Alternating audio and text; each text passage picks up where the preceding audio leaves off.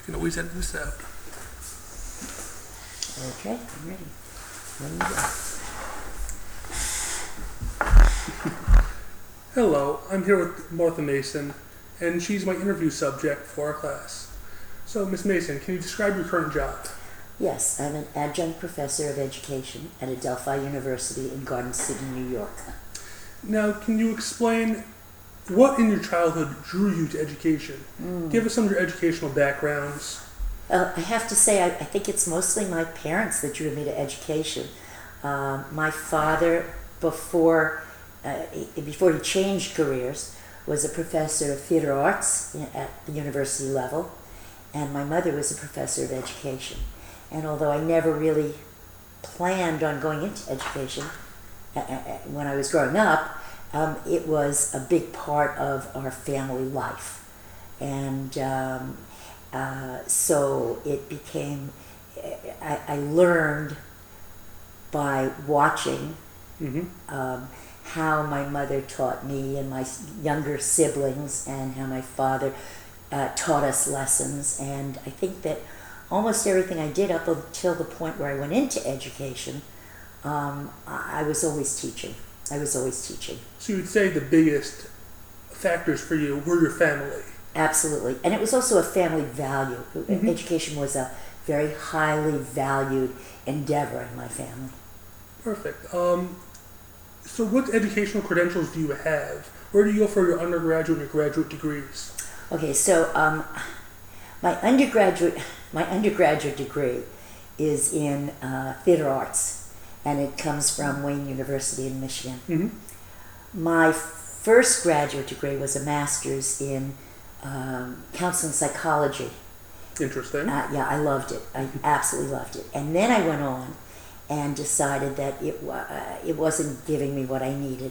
And I went back to school and I took a second master's in general education. I took that at Adelphi University at their satellite school in New York City. And then about 10 years later, I decided that I would prefer to specialize in literacy. And so I went back to Adelphi again and took a master's degree in, this time a Master of Science in literacy education. So I have 3 masters. I don't have a PhD, but I guess they let me teach because I have 3 master's degrees, and it takes almost as long. That would suffice for most people. I think so. Now, you have a very interesting history about how you became a teacher. You worked at NBC. That's right. So could you describe your experience at NBC, what you do? Sure. I started out, my first career was in theater and television. And NBC was an early on job. It was about my second or third job in the profession. And I went there as a unit manager, which is sort of the person who runs the production. And at the time, they had a big scandal. And all of the unit managers had been stealing money because you were in a perfect position to steal money. Yeah. And so they fired them all, and they hired a whole new crop of unit managers. And I was part of that whole new crop. And so for the first time, because they were so desperate for anybody who was qualified, who could do the job, women were considered equally with men for every position, including sports. And so for my first assignment at NBC, I was a unit manager for NFL football. We had NFL football at the time. I know nothing about football. I don't even know how it's played. I don't know how it's scored. But I can tell you how many cameras you need to shoot a game. So they sent me out on NFL football for a whole year. Or a whole season, I did NFL football. And then I went on and did other things too. And what I would have to say is that all throughout the 28 years of that first career, I was always teaching. I was always teaching other people how to do things, how to do the job. And when I look at the credits that roll on the screen today, even all these years later, and it's a lot of years later, I see names of people that I trained. When the executive producer of the Letterman show was a production assistant on my team. Wow. And there are a lot of people like that all throughout the industry now, and I'm just really proud. But the fact of the matter is that, again, teaching was sort of in my blood. I was doing it anyway. Yeah. You know. So at NBC, how was it being one of the first females in your job as a unit producer? It was, I won't say it wasn't tough. It was tough. I remember I took you do things a little bit differently. Women do things a little bit differently. And Yes. if people are willing to look down on you because you're a woman or think you're less than, and you can take advantage of that, that's great too. So for instance, I had a football game in Buffalo, and we left New York to fly to Buffalo. We got on a plane with a whole crew of people who were all on the clock. We got to Buffalo, they turned us around and made us go back to Rochester because there was a blizzard going on in Buffalo. So we flew back to Rochester, and then they circled the Rochester airport for quite a long time, and then finally they let us land in Rochester, and now I was afraid to put my crew in rental cars to drive to Buffalo because I figured they'd get stuck in the snow and I'd never see them again as long as I lived, and they'd be on the clock forever. Yeah. So I scooted around and found a bus and chartered a bus and put my whole crew on a bus, and we drove. It took us hours and hours and hours to get from Rochester to Buffalo. We get to Buffalo, and of course there are no hotel rooms because nobody can get out of Buffalo. Yes. So but meanwhile the mobile units, that you use to shoot the show, are stuck somewhere on the turnpike, and we don't know where. So we get on, and this is before the days of cell phones. So we get on the CB radio, and we find, I go through the lobby of the hotel, and I ask, are there any truckers here who have a CB radio? And we found one. So we got on the CB radio, we found the mobile unit, they brought it in, and now the guys have like no place to sleep because there are no hotel rooms. So I actually had a hotel room. My hotel room was available. So I started giving it out for 2 hours at a time to different guys, okay? And they can go up there and sleep for 2 hours at a time. Meantime, the mobile unit now gets stuck in the parking lot of the hotel because there's so much snow. Yeah. And there's not a tow truck to be found that can pull a mobile unit in all of Buffalo this night. I called the police, I offered them tickets to the game, I did everything I knew how to do. So I figured, okay, I can trade in on being a woman here. I went across the street to I don't know what the store was at the time, but the equivalent of a Walmart. Yeah. And I bought snow shovels. And I came back, and without saying anything to anybody, I went out in the parking lot, and I started digging the mobile unit out. Yes. And within minutes, every guy on that crew who was in the lobby waiting for a place to sleep was out there helping me dig the mobile unit out. And you know what? We got it out, and we covered the game. Efficient. Smart and efficient. Yeah. So, like I said, if you're going to discriminate against me because I'm a woman, I'm going to use it for my own purposes. It wasn't easy. I mean, the directors particularly, they would call you up. They were all men. And they would try to get more out of you because you're a woman. Oh, I need this much lighting equipment. Oh, really? It's a day game. Explain that to me. Or I need an extra camera. Well, tell me how you're going to use it. And when they discovered that you really knew what you were talking about, they didn't try to put one over on you anymore. And they treated you equally as another person. Yes, exactly. Now, what led you to change careers from working at NBC, working in the sports department, to teaching? Okay, so I wasn't quite working in the sports department at NBC because a career, goes on. I was still working in television. I was now working on shows. I was now producing shows myself. And it's a very stressful, many hours business. And it was great for me when I was young and hungry, and it was great for me when I was middle-aged and loved it. But as I got older, I was looking to do something that would be a little easier on me, not in terms of thinking, but in terms of just the time you put in and the travel and all of that. And I turned to teaching. At first I turned to mental health, and then I turned to. And when I was working in mental health, what I did was I set up a program for drug abusing mothers and their children. And so that was a lot of teaching involved, and I liked it a lot. And I said, okay, maybe I don't want to do that. Well, actually, then also we moved back to New York. And at that time, my degree, which I'd gotten in California at Pepperdine University, was it was not a licensable degree in New York. I couldn't be a family therapist in New York, Yeah. which was what I had been in California. And so I said, well, if I'm going to go back to school, I don't want to go back to school and take the same courses under a different name. That you've already taken. That I've already taken them. You could teach it. Right. I would rather do something else. And that's when I decided that maybe I would look into education. And so I did. And the rest is history. So it seems education, and as you've already stated, education is a major part of who you are. It is. And your family life. It is. It is. And it's a major value. Again, it's a major, major value. I always say I can teach anything if you give me a chance to learn it first. So besides yourself, you have a sister and 2 brothers. That's right. And you would say education is also a major part of their life. I would say for my brothers, for sure.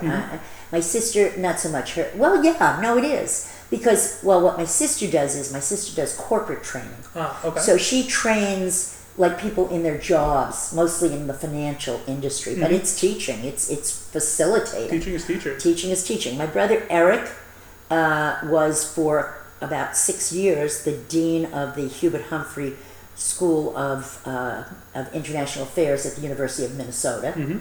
And my brother Carl, who is an attorney, teaches classes at Penn State. Penn State? I think Penn State. So teaching is definitely part of your family. Definitely part of my family, yes. Now, how have your experiences both at NBC, both counseling and in teaching, how does that help you connect to students? We're in 2019, 2020, and I know you've been teaching for a while, so how does that help you in your teaching now? Well, when we're talking about university students, here's the problem, okay? I might be aged, and I am, but I think of myself as one of them. And they get that. It comes through. And I think that I enjoy them. I appreciate them. I appreciate what they bring to the table. And so we develop a mutual respect and a mutual relationship. I had a student tell me I'm the coolest professor she ever had. I'm probably also the oldest professor she ever had. Okay, but I carry, for instance, I think what prompted that is that I carry my materials in an R2D2 suitcase. So I think that students are people too, and I think that all of my experience, all my life, has contributed to my being able to relate well to people. And students are people. There's nothing special about it. I care about them, and they know that. On the other hand, I don't let them. I care about them enough so that if there's a problem, I will solve it with them. I don't care, and I care about them enough so that if they're trying to put one over on me, I won't let them. That's the difference. Yeah. So, I hear you're naming both positive and negative impacts from teaching. Yeah. You try to reinforce values in your students that you learned from your family growing up. That's true. And at the same time, you don't want them to learn negative values, as in trying to get one past the teacher because I didn't do my essay, or I didn't do this or that. Sure. So, what do you like best about teaching? Is it instilling those values? I think it's instilling some values. I'm not sure it's those values. I think that what I most appreciate is that I have very strong feelings about how to teach children. And I was always very successful in teaching children. And I like most the fact that I am teaching my university students my methods of teaching children, my effective research-based methods of teaching children. And that's what I think I like best. Is that's what you asked, right? In a way, yes. Okay, all right. Is it? It's what values and what methods do you think are you trying to instill in your students? So what I'm trying to instill in my students is an understanding that all children are different. And all children grow at different rates. You don't want to get me started on how I feel about I've heard things some like, of these before. like Common Core, or the fact that children are now. Kindergarten is the new first grade, and children are expected to read in kindergarten, and there are children who are just simply developmentally not ready. And the problem with that is that without the right teacher, those children are going to be left behind. I don't mean left back, I mean left behind. So when they get to first grade and they're not reading, mentally and emotionally, they're going to be in trouble because the wrong teacher is just going to keep going forward. And so I like the idea that in my own little corner of the world, I mean, I'm not making educational policy, but I'm taking some educational policy, some of it good, some of it not so good, and helping my students to make the best of it for their students. Yeah. That's what I like. Interesting. So if you had the chance, and if you were Supreme Commander of the universe, Okay. and you could make educational policy how you think would benefit people and children, what would you do? Okay, the first thing I would do is I would make class sizes much smaller. I would also... and I'm sorry, is this at all levels? Young, yeah, middle school, high I think school? so.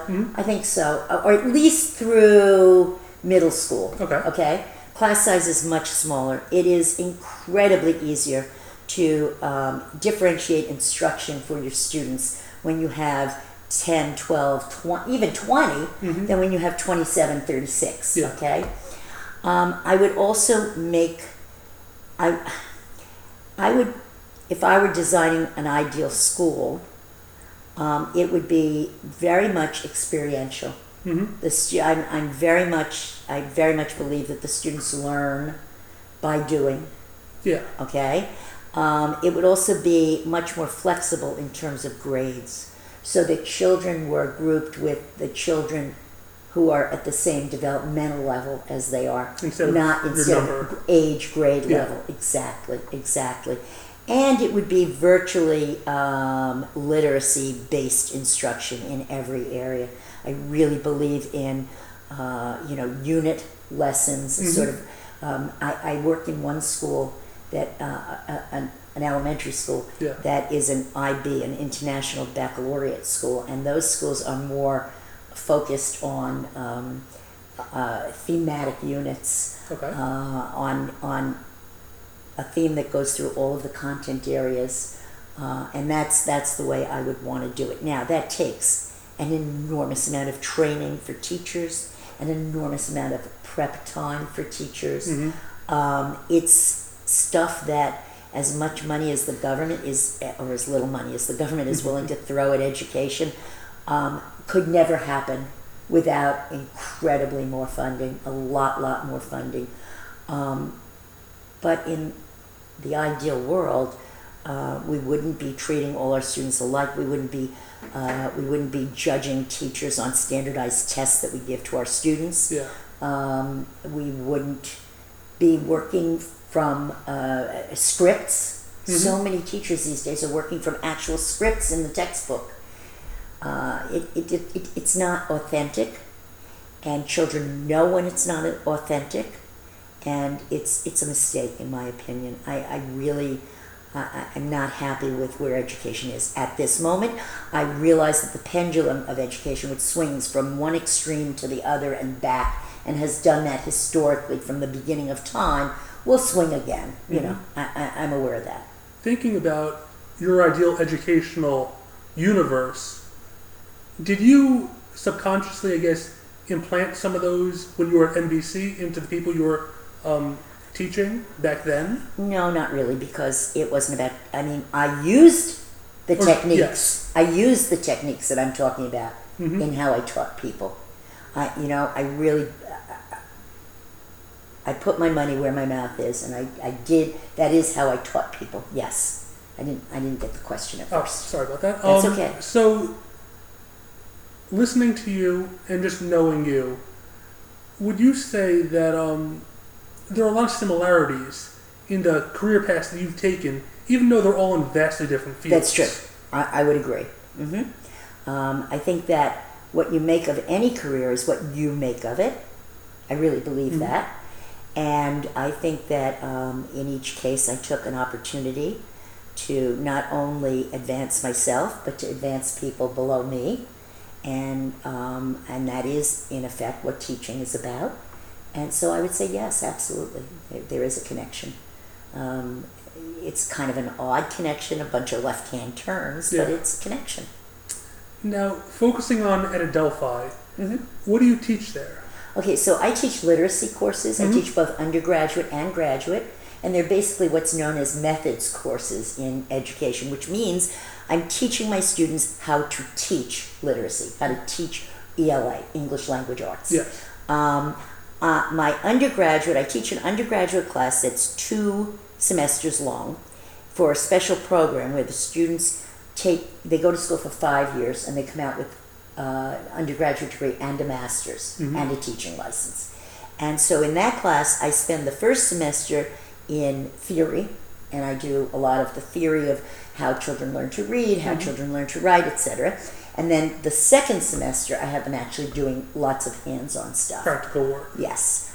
My graduate course in Approaches to Literacy is only 1 semester, so I don't have that luxury. And the class is not as long. The class time is not as long. But in that class, I mix theory with practical, and they have a very, very practical benchmark project to do for the end. They do a thematic unit for me. So that's what they do. Then I also teach a class for teaching reading to special needs children. It doesn't look like that class has enough students registered this semester, and so I'll be doing it for the first time as a tutorial.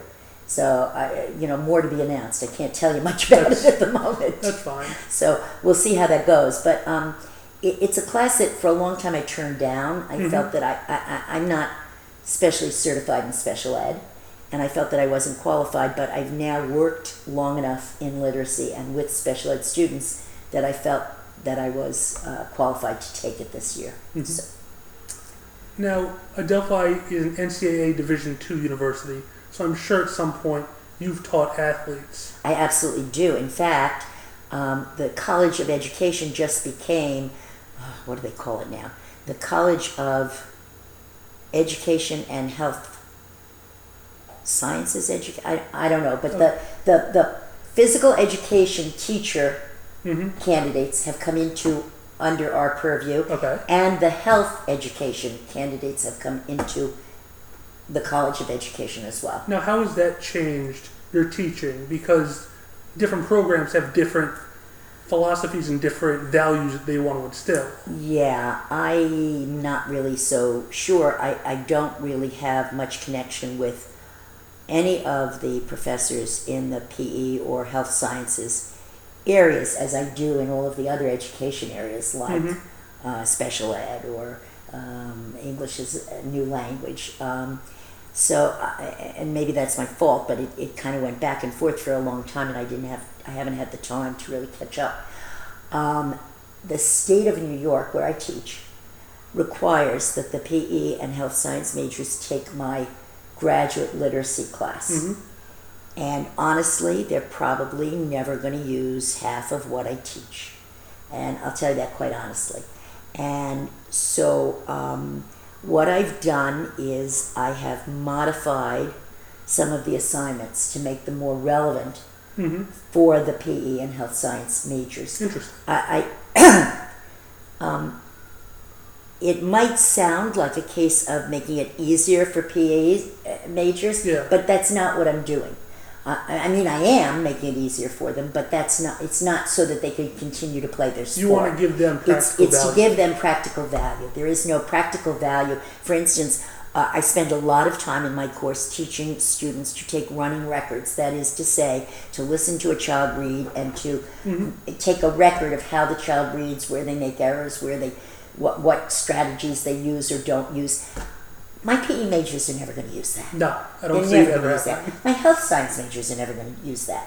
So I try to modify some of the assignments to make them a little more relevant for those majors. And what I do is I ask them to design programs that it can be done in the gym or in the health science room that speak to those areas, but that also involve some reading or writing.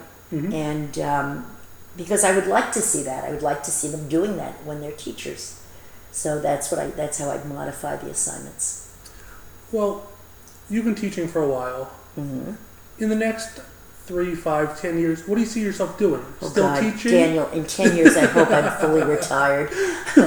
But I love what I'm doing. I've never not loved what I was doing. I have to say that I've always felt that when people had one career, it was when they only lived to be like 40 or 45. If we're going to live this long, we should keep ourselves occupied and entertained. Yeah. And I have always loved what I do. I would like to be doing exactly what I'm doing, maybe branch out a little bit, teach some other classes. I love to teach math, so I would love to teach teachers to teach math. Which we desperately need in this country. I think we do. I don't know that I'll ever be given that opportunity because it's not my area of specialization, nor is it my area of major as an undergraduate. So, but if I could, I would. I'm also trying to develop a course on, I'm working with my program director to develop a course on thematic units and integrate, doing an integrative, interdisciplinary unit throughout the curriculum. So if I can make that happen, and if the university approves it, I would like to teach that. But, you know, I'm past the point where I have huge ambitions, I have to tell you. So. Well, one last question for you. Is there anything I haven't asked that you'd like to address? Is there anything, a burning passion of yours in education or in teaching? Anything that you'd want to address at all? No, I think my burning passion, as I said, is differentiating instruction for students. Is the fact that there is no one-size-fits-all. And that, well, actually, I guess I have another burning passion. Unfortunately, I do feel that there's a great deal of grade inflation in universities today. Okay. All right? And I think that's unfortunate, particularly in a school of education, because these are the people that we are going to entrust the education of our children to. And if I'm inflating grades, and I'm guilty of it too, because, I mean, you have a student who, in my opinion, turns in B work, B minus work, and every other professor is giving this student A's. It's very hard to be the only one. To be the only one, right? To be the only one, and to be hated, okay, because of it. I think that our standards need to go up. I think that I have students learning to teach English language arts who don't write well. And so I said to my program director, in fact, just this intersession, I said to my program director, I want to give them a grammatical quiz at the beginning of the semester, and I want to offer them extra help in my office in grammar if they need it, and I want to give them a grammar quiz at the end of the semester. And if they don't pass the grammar quiz, I don't think they should pass my course. And she said, I was with you right up till then. She said, I don't think you can have them not pass your course. She said, if you want to take them down one grade, she said, but you can't keep them from passing your course. And I said, but my course is about teaching English language arts. Yes, if my course were a math course and they couldn't add, would we pass them? I don't think so. Okay, so that's my burning passion is to make grade inflation go away and to raise the standards at our universities. We're a good university. We're rated quite highly, and it costs a lot to go to us. And unfortunately, I think some of the students feel like they're paying for a degree, and not in my class. So. Well, thank you very much for your time. You're very welcome. I was happy to do it. Thank you very much. And we're done. Thank you. Okay. I hope that's what you wanted. It is. I hope it works for you.